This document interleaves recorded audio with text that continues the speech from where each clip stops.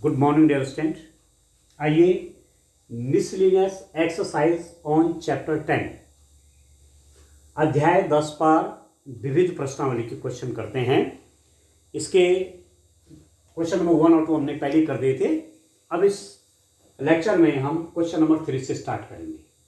आप अपनी बुक में देख लीजिए, मिसलिनियस एक्सरसाइज ऑन चैप्टर 10 विविध प्रश्नावली पाठ 10 उसकी विविध प्रश्नावली है।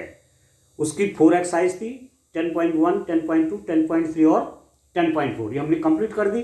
अब मिसलिनियस है, मिश्रित क्वेश्चन है, तो उनको करते हैं। चलिए क्वेश्चन नंबर 3 आपके पास क्या है उसको देखते हैं। देखिए मैं रीड करता हूं क्वेश्चन। एक लड़की पश्चिम दिशा में 4 किलोमीटर चलती है। क्वेश्चन आप ध्यान से देखें। एक लड़की पश्चिम दिशा में 4 किलोमीटर चलती है। उसके पश्चात वह उत्तर से 30 डिग्री पश्चिम की दिशा में 3 किलोमीटर चलती है और रुक जाती है। प्रस्थान के प्रारंभिक बिंदु से लड़की का विस्थापन ज्ञात कीजिए। क्वेश्चन आपको बुक में देखना है, ठीक है। चाहे सीबीएसई के स्टूडेंट हो, चाहे उत्तराखंड बोर्ड के स्टूडेंट हो, आपकी बुक एक ही है, ठीक है। तो मीडियम अलग अलग हैं, उसमें कोई दिक्कत नहीं, क्वेश्चन एक ही टाइप के हैं। तो बुक से देख करके क्वेश्चन आप वहां से भी रीड करेंगे, ठीक है। A girl walks 4 kilometre towards west, then she walks 3 kilometre in the direction 30 degrees east of north and stops. Determine the girl's displacement from her initial point of departure. ठीक है दोस्तों, अब है क्या देखिए क्वेश्चन। एक लड़की पश्चिम दिशा में 4 किलोमीटर चलती है। अब आप थोड़ा सा उसका एक फिगर बना लीजिए, क्योंकि फिगर से ज्यादा क्लियर होगा। आप जानते हैं east west north south direction आप जानते हैं।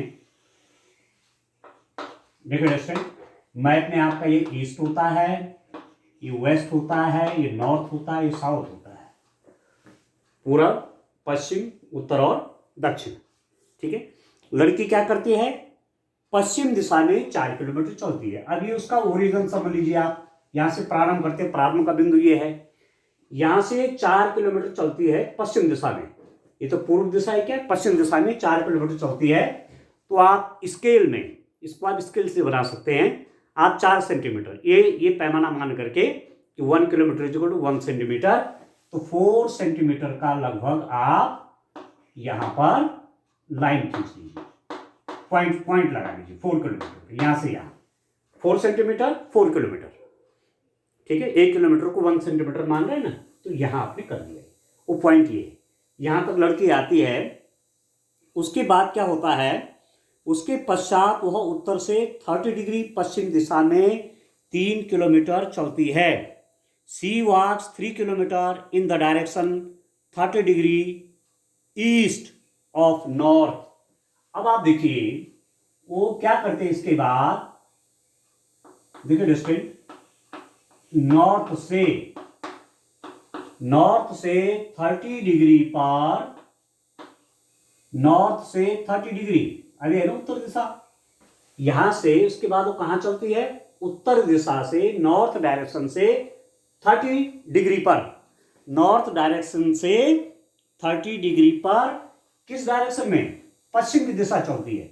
मतलब ये उत्तर दिशा है ना, इससे 30 डिग्री कोण बनाते हुए, 30 डिग्री एंगल बनाते हुए कहां चलती है, ये 30 डिग्री एंगल है। 30 डिग्री एंगल नॉर्थ से 30 डिग्री एंगल वेस्ट की तरफ, उत्तर से 30 डिग्री कोण पर पश्चिम की ओर, तो इस डायरेक्शन में चलते हैं। देखिए 30 डिग्री एंगल होगी, ठीक है।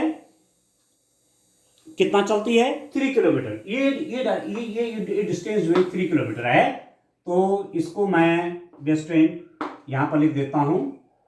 मैंने इस पॉइंट को ए माना हुआ है, या मैंने फॉर एग्जाम्पल का ये बी है, और लड़की यहां पर आकर रुक जाती है, ठीक है।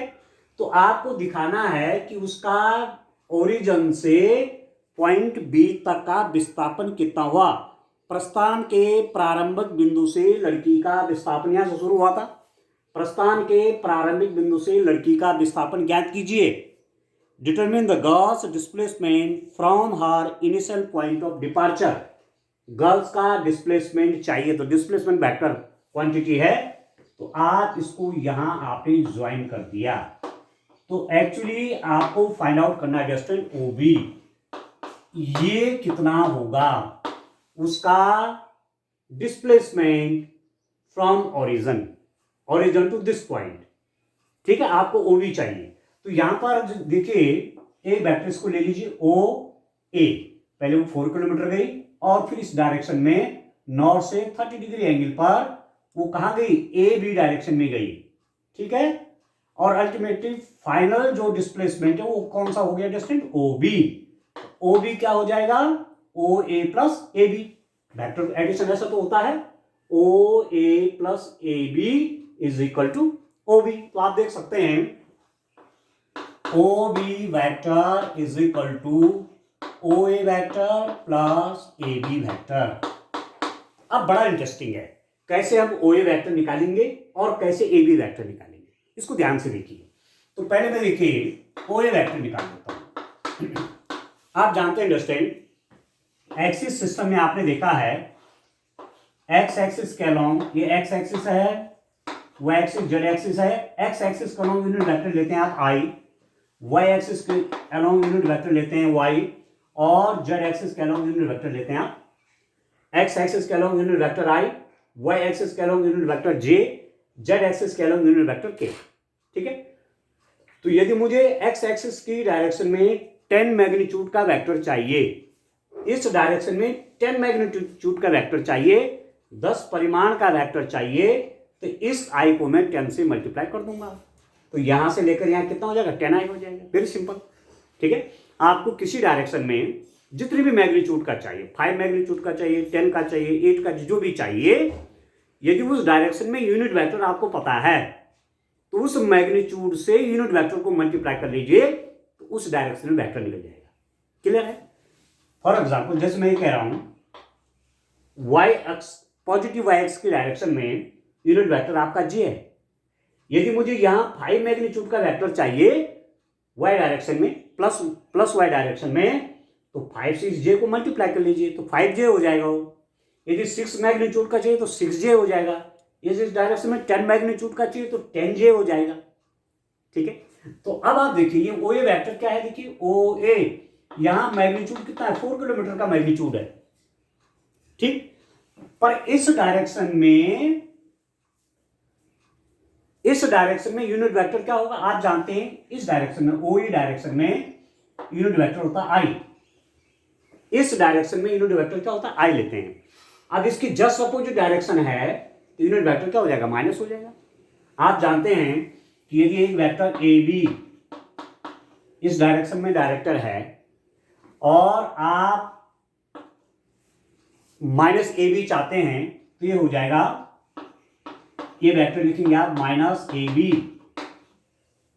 ठीक है, ये आपका माइनस ए बी हो गया, क्योंकि इसकी डायरेक्शन है इसकी डायरेक्शन आपस में क्या होगी, अपोजिट होगी डिस्टेंस। ठीक है, इसको मैंने पलट दिया तो वेक्टर ए बी की जगह उसका नेगेटिव हो जाएगा। तो वही बात है, यहां आई वेक्टर है ये पॉजिटिव में, इस डायरेक्शन में माइनस आई हो जाएगा।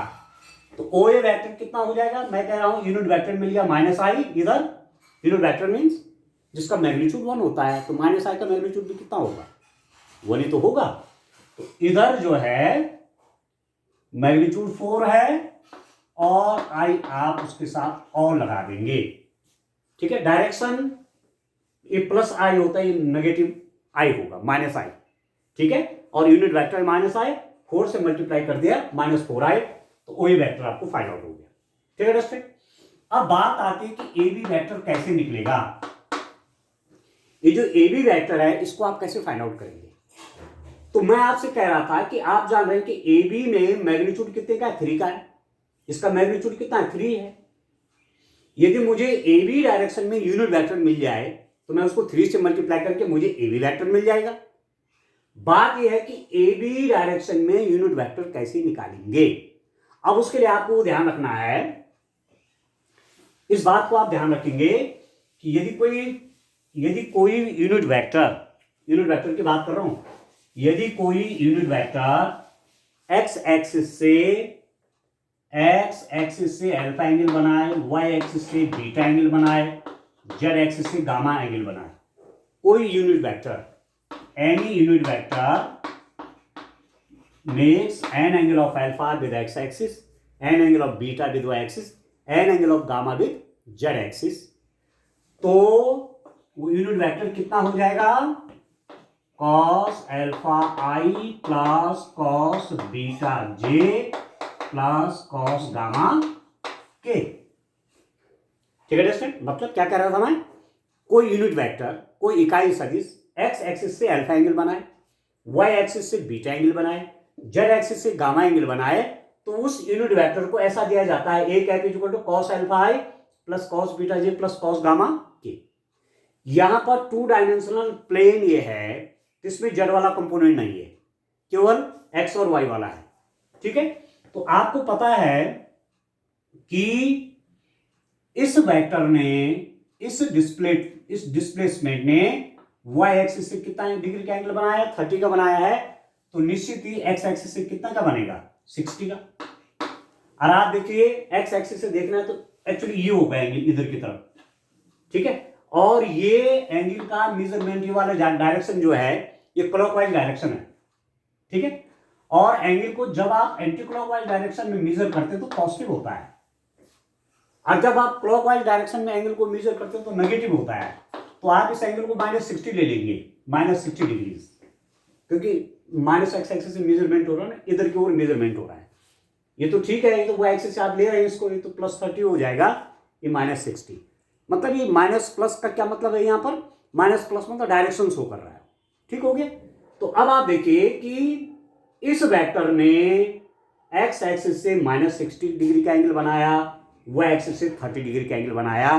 तो इस ए बी डायरेक्शन में यूनिट वेक्टर कितना होगा? Unit vector along the direction of AB,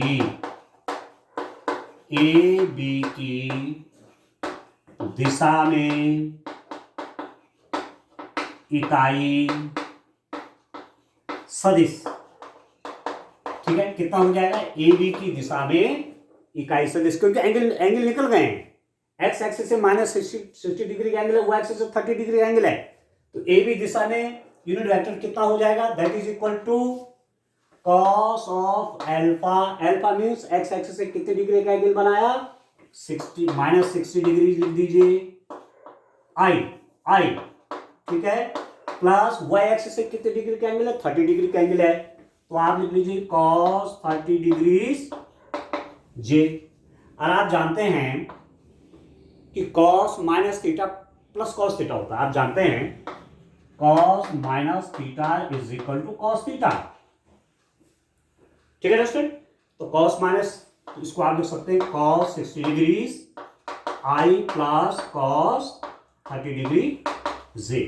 अब कितना हो जाएगा? cos 60 डिग्री आप जानते हैं स्क्वायर रूट ऑफ 1/2। ठीक है, cos 60 कितना होता है? 1/2 आई plus cos 30 degree square root of 3/2 J. ठीक है, इस डायरेक्शन में यूनिट वेक्टर कितना हो जाएगा? 1/2 आई plus square root of 3/2 j. तो अब आप a B vector find out कर लीजिए। तो ए बी वेक्टर कितना हो जाएगा रेस्टेंट? ए बी वेक्टर कितना हो जाएगा? यहां लिख देता हूं, क्योंकि इस डायरेक्शन में यूनिट वेक्टर आ गया इतना।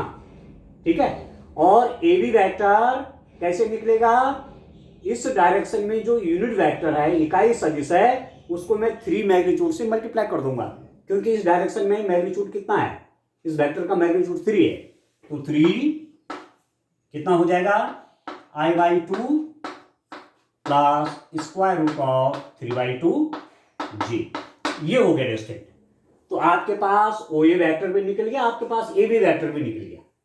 ठीक है, अब तो सिंपली क्या हो जाएगा? अब चलिए मैं इसको यहां से मिटा देता हूं, ध्यान से समझिए। देखिए, अब आप देखिए रेस्टेंट, मैं क्या कर दूंगा, मुझे फाइंड आउट करना है ओ बी। अब मैं ओ बी, एक्चुअली मेरा पॉइंट क्या है, मैं तो यहां इसको फाइंड आउट कर रहा हूं। तो o b is O A vector plus A B vector, ये है मेरे पास। ओ ए की वैल्यू लिख लीजिए, O B vector is O A means -4i plus A B vector is 3 से मल्टीप्लाई कर लीजिए 3/2i यहाँ, और ये हो जाएगा इसके मल्टीप्लाइज के साथ 3 स्क्वायर रूट ऑफ 3/2 जी। अब सॉल्व कर लीजिए दोस्तों, कितना हो जाएगा, ओ बी वैक्टर इज ये i इसका इसके साथ एडिशन हो जाएगा, तो -8 + 3 तो -5 5/2i plus 3 square root of 3/2j, ये वेक्टर आ जाएगा -5/2i plus 3 square root of 3/2j। ठीक है, तो पूछा क्या था, प्रस्थान के प्रारंभिक बिंदु से लड़की का विस्थापन। अब आंसर कैसे लिख देंगे, प्रस्थान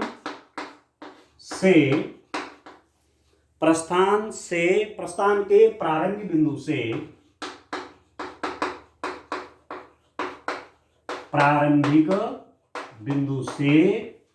लड़की का विस्थापन कितना हो जाएगा रेशन, that is equal to -5/2i plus 3 square root of 3/2j, -5/2i plus 3 square root of 3/2j। ये ओवी वेक्टर निकल गया, प्रारंभिक बिंदु से लड़की का विस्थापन। ठीक है, आप आंसर इंग्लिश में भी लिख सकते हैं। ठीक है, the girl's displacement from our initial point, the girl's displacement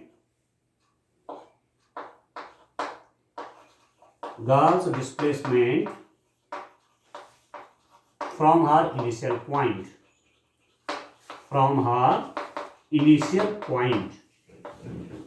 ठीक है, कितना हो जाएगा, बस ये हो जाएगा, आगे ये लिख दीजिएगा, ये वाला। ठीक हो गया, कितना सिंपल था। इस डायरेक्शन में यूनिट वेक्टर आपको मालूम है -i, मैग्नीट्यूड 4 है, वेक्टर हो जाएगा -4i। इस डायरेक्शन में यूनिट वेक्टर फाइंड आउट क्या, किससे, एक्स एक्सिस से 60 डिग्री एंगल बना रहा है, वाई एक्सिस से 30 डिग्री एंगल बना रहा है, तो cos 60i plus cos 30j, तो यूनिट वेक्टर निकल जाएगा। और इस मैग्नीट्यूड 3 से मल्टीप्लाई कर दे तो पूरा वेक्टर निकल जाएगा ए बी। अब ओ ए पता हो गया, ए बी पता हो गया, तो ओ बी कैसे हो जाएगा, O A plus A B. ठीक है, इस ढंग से क्वेश्चन करना है। चलिए नेक्स्ट क्वेश्चन देखते हैं स्टूडेंट। इस टाइप से आप करिए इन क्वेश्चंस को। अभी मिसलिनियस है, हर टाइप का होगा, हर टाइप का क्वेश्चन आपको मिलेगा यहाँ।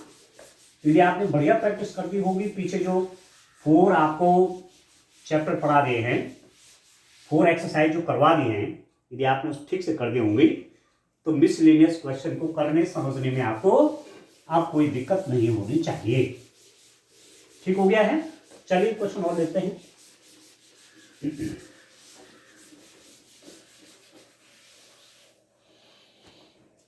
क्वेश्चन नंबर लेते हैं स्टूडेंट, क्वेश्चन नंबर लेते हैं 5।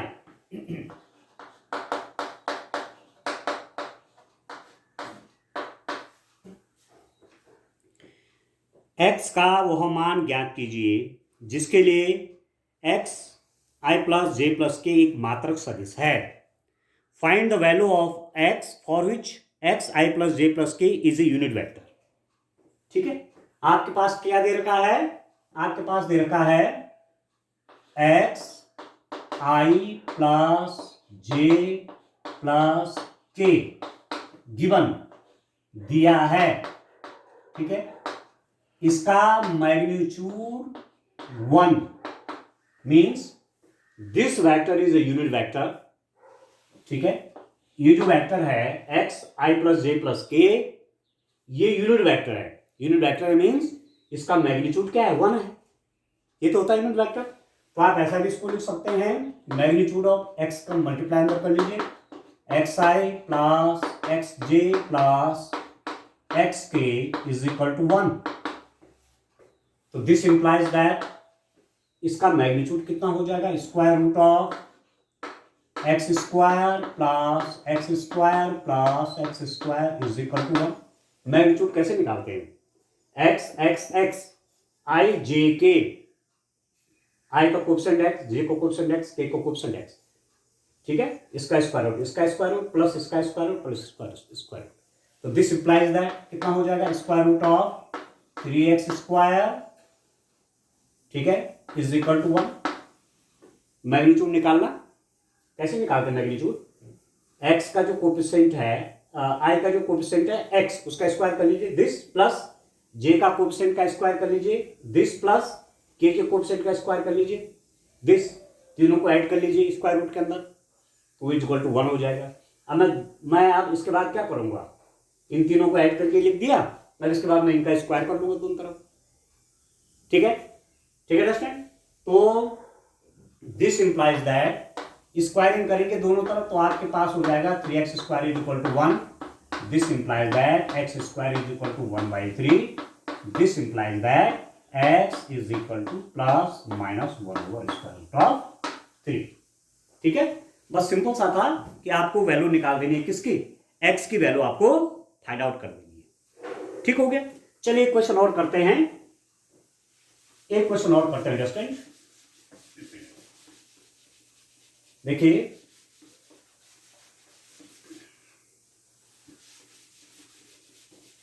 मैं क्वेश्चन नंबर 6 लेता हूं, उसको देखिए आप अपनी बुक में देखिए। क्वेश्चन नंबर 6 है आपका, बड़ा इंपॉर्टेंट क्वेश्चन है, देखिए स्टूडेंट। सदिशों आपके पास वेक्टर दे रखे हैं, A vector is 2i plus 3j, 2i plus 3j minus k। B vector आपके पास क्या है, i minus 2j plus k, i minus 2j plus k। आपके पास ए वेक्टर है 2i plus 3j plus minus k, B vector है i minus 2j plus k के परिणामी के समांतर एक ऐसा सदिश ज्ञात कीजिए जिसका परिमाण 5 इकाई हो, ठीक है स्टूडेंट। क्वेश्चन समझिए। Find a vector of magnitude 5 units and parallel to the resultant of vectors A and B.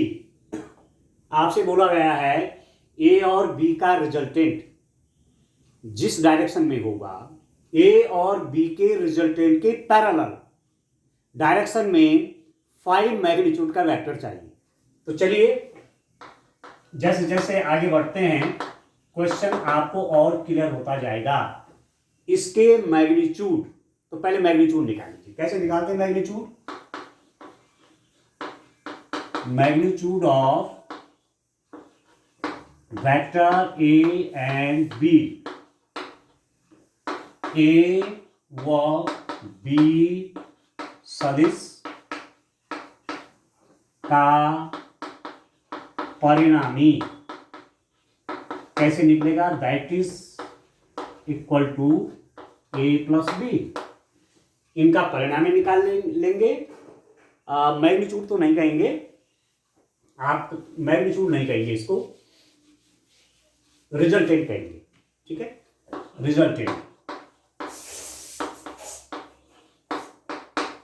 Resultant of A and B, A और बी का परिणामी ए प्लस बी। तो कितना हो जाएगा स्टूडेंट, आप A plus B find out कर लीजिए। Vector A is 2i plus 3j minus k plus B है आपका i minus 2j plus k, ठीक है। तो a प्लस बी कितना हो जाएगा, 2i plus 3j minus k, ए वेक्टर है, बी है i minus 2j plus k। Add कर लीजिए 2i प्लस i कितना हो जाएगा 3i, 3j minus 2j plus j और k से आपका k कर लिया, a प्लस बी आपका हो गया 3i प्लस j। क्वेश्चन क्या है कि ये जो रिजल्टेंट वेक्टर आया, परिणामी वेक्टर आया, इसके समांतर एक ऐसा सदिश ज्ञात कीजिए, ठीक है। अब मैं पहले क्या कर देता हूं कि unit vector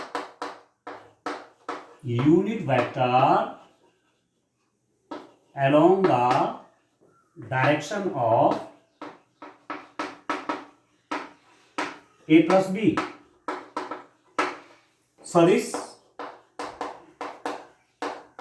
a plus B की दिशा में इकाई सदिश। ठीक है दोस्तों, unit vector along the direction of A plus B, सदिश ए प्लस बी की दिशा में इकाई सदिश कैसे निकलेगा, इसकी डायरेक्शन में यूनिट वेक्टर कैसे निकलेगा आप जानते हैं, इस बात को आप जानते हैं कि ए कोई वेक्टर है, इसकी डायरेक्शन में यूनिट वेक्टर कैसे निकालेंगे, ए कैप, यूनिट वेक्टर को ए कैप से दिखाएंगे, vector A divide by its magnitude. ये तो है किसी सदिश की डायरेक्शन में, किसी वेक्टर की डायरेक्शन में यूनिट वेक्टर निकालने का तरीका क्या है, उस वेक्टर में उसके मैग्नीट्यूड से डिवाइड कर देंगे। ठीक है, तो वैसे ही ए प्लस बी की डायरेक्शन में आप यदि इकाई सदिश निकालना चाहते हैं, ए प्लस बी की डायरेक्शन में यूनिट वेक्टर निकालना चाहते हैं, तो इस वेक्टर में इसके मैग्नीट्यूड से डिवाइड कर देंगे। ये तो है वेरी सिंपल। तो कितना हो जाएगा, 3i plus J divided by magnitude of 3i plus J. ठीक है, वेक्टर में उसके मैग्नीट्यूड से जब डिवाइड किया जाता है तो उस वेक्टर की डायरेक्शन में यूनिट वेक्टर मिलता है। अब कितना हो जाएगा इसका magnitude, this is equal to 3i plus j over square root of i का कोएफिशिएंट आपका ये है 3 स्क्वायर प्लस जे का कोएफिशिएंट है 1 स्क्वायर, तो 3 स्क्वायर कितना हुआ 9 और 1 स्क्वायर कितना हुआ 10, तो ये अल्टीमेटली कितना हो गया, this is equal to 3i plus J divided by square root of 10। ठीक है, अब कितना हो जाएगा, दिस इज इक्वल टू आपके पास आ जाएगा 3 over square root of 10i plus 1 over square root of 10j। ठीक है, इस वेक्टर की डायरेक्शन में यूनिट वेक्टर कितना हो जाएगा, 3 over square root of 10i plus 1 over 10j। Clear हो गया। ठीक है दोस्तों, ए प्लस बी की डायरेक्शन में यूनिट वेक्टर आपका ये आ गया। अब आपको इसी डायरेक्शन में आप क्या कह रहे हैं, इस ए प्लस बी के पैरेलल, अब वेक्टर का जो पैरेलल है, माने एक वेक्टर है उसका पैरेलल ये है, तो जो यूनिट वेक्टर यहां होगा, यूनिट वेक्टर कह रहा हूं, इस डायरेक्शन में जो यूनिट वेक्टर होगा वो इस डायरेक्शन में भी यूनिट वेक्टर होगा। पैरेलल तो आप कैसे हो सकता है ना, एक वेक्टर यूं है और दूसरा वेक्टर यूं है, ये दोनों पैरेलल हैं पर मैग्नीट्यूड अलग अलग हो सकते हैं, पर यूनिट वेक्टर जो यहां होगा वही यूनिट वेक्टर यहां भी तो होगा। क्यों, उसका मैग्नीट्यूड भी यूनिटी होना है, इसका मैग्नीट्यूड भी यूनिटी होना है।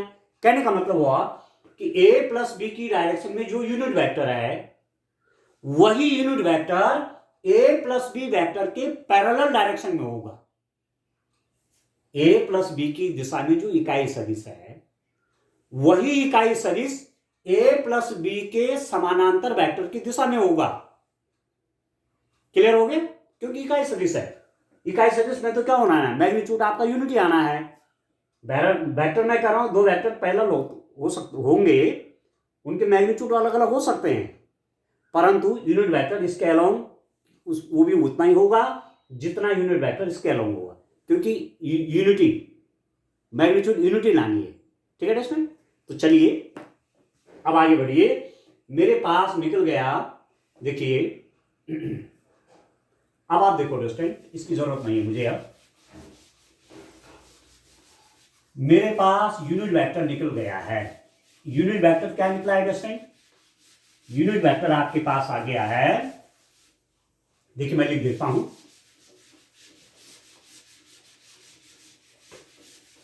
यहां लिख देता हूं पर unit vector parallel to the unit vector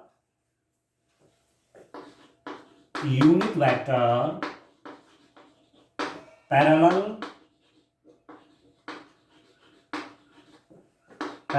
to the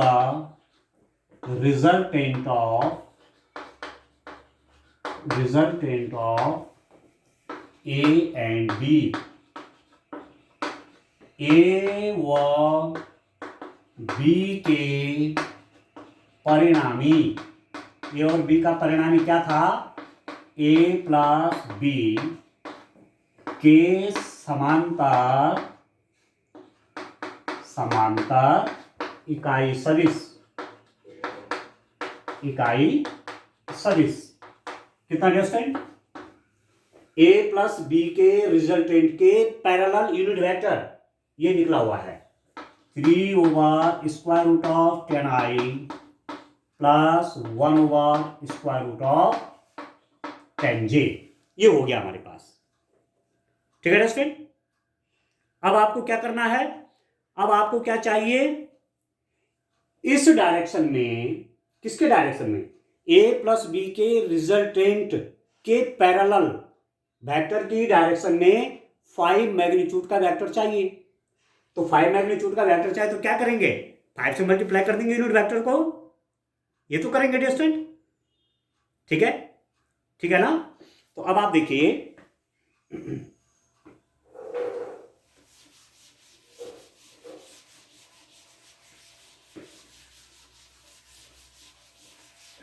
देखो डियर स्टूडेंट, इस डायरेक्शन में यूनिट वेक्टर है, परंतु इस यूनिट वेक्टर की डायरेक्शन में 5 मैग्नीट्यूड का वेक्टर। ठीक है, इस दिशा मीन्स ए प्लस बी के परिणामी की समांतर दिशा में, इस दिशा में 5 परिमाण का सदिश। ठीक है, vector of 5 magnitude in this direction is, ठीक है, इस डायरेक्शन में 5 मैग्नीट्यूड का वेक्टर कितना हो जाएगा, 5 से मल्टीप्लाई कर लीजिए, ये तो है √10i plus 1/√10j। Unit vector को मैग्नीट्यूड से मल्टीप्लाई कर दिया तो उतने मैग्नीट्यूड का वेक्टर निकल जाएगा। यदि यूनिट वेक्टर आपको पता है और 6 मैग्नीट्यूड का वेक्टर बनाना है तो 6 से मल्टीप्लाई कर लीजिए यूनिट वेक्टर को। यूनिट वेक्टर पता है, ठीक है, और उस डायरेक्शन में 10 मैग्नीट्यूड का वेक्टर चाहिए तो 10 से उस यूनिट वेक्टर को मल्टीप्लाई कर लीजिए। तो 5 मैग्नीट्यूड का चाहिए, यूनिट वेक्टर में निकाला हुआ है, 5 से मल्टीप्लाई हो गया। अभी कितना हो जाएगा स्टूडेंट, इसको आप लिख सकते हैं 15/√10i, 5 से मल्टीप्लाई कर रहा हूँ, प्लस 5/√10j।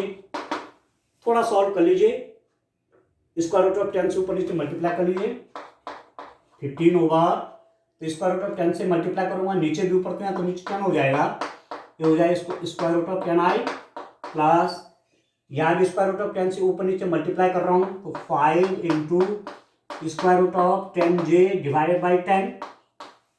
ठीक हो गया, √10 से मल्टीप्लाई यहाँ भी किया तो √10 × √10 कितना होगा 10।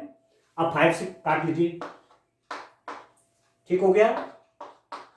तो ये हो गया this is equal to 3 √10/2i plus √10/2j।